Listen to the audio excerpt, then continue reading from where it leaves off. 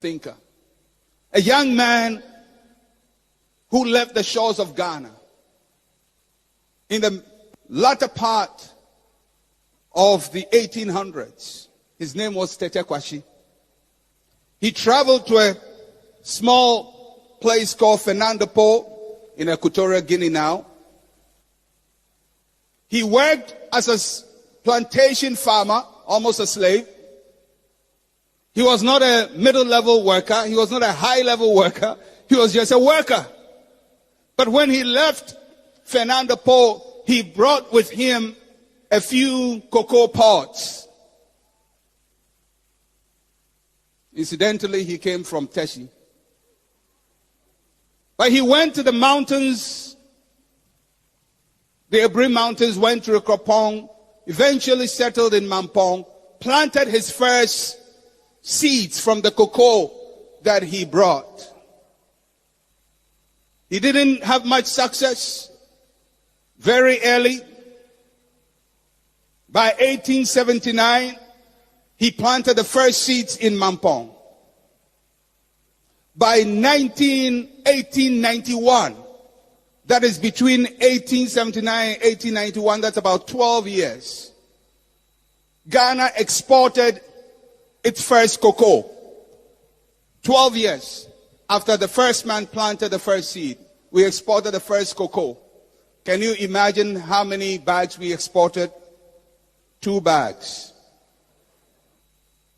But by 1910, from 1879 to 1910, that is just about 31 years, is that right? 31 years. Ghana had become the leading producer of cocoa. Between 1910 and 1980, Ghana was the world's largest exporter of cocoa. The cocoa industry became the foundation of our economy.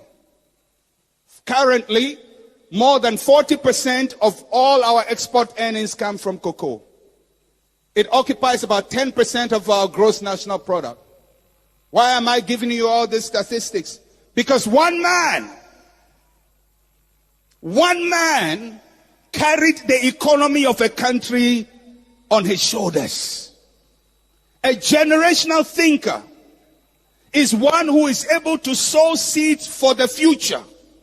A generational thinker is not somebody who is only committed to what he wants to enjoy today, but somebody who says, if I run with this race, I must make sure the next generation does not run my race. The next generation must run its own race. I must empower the next generation. A generational thinker thinks beyond his personal needs. They sow seeds for the future. A generational thinker must plan at least for 4 generations ahead of him. If you read the Bible, every blessing of God, he says, is to the 3rd and 4th generation. When God blesses you, it has generational consequences. In the same way, if he curses you. If we are going to take charge of the future, we have to be generational thinkers. That means that for everything you do, you have to think of the person who is coming after you. And make sure the person coming after you will not be worse off, but will be better than you are.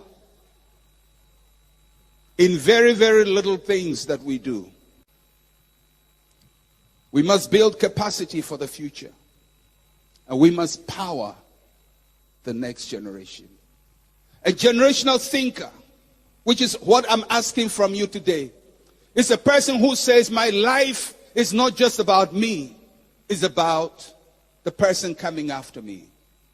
If you are a generational thinker and you even go to the restaurant to eat food and it's a buffet, you think about the person who is coming after you, not yourself alone. So you don't clear all the food on the buffet table simply because it's available to you. A generational thinker says, when I leave, the next person coming after me should not be empty. A generational thinker says, it's not just about me. I must make sure those coming after me have it easier than I had it. A generational thinker says, I want people to stand on my shoulders to go higher so that in their generation they'll be greater than me and my generation. In little ways, when you are a generational thinker, when you have used something and you are giving it to somebody else to use, you give it to the person in a better shape than you found it. A generational thinker says, if you rent a house and you are leaving the house after your rent is over, you keep the house in a good condition and you paint it so that the next tenant does not have to come and repair your problems. A generational thinker says, if I go for a public gathering like this one and I drink water, I don't want to give a burden to the next group. I want to make sure I carry my own burden so the next generation does not start by carrying my burdens. A generational thinker is thinking about the next person on the line. I'm telling you, Africa, I'm telling you, my friends, if we want to make an impact, we have to stop just thinking about ourselves.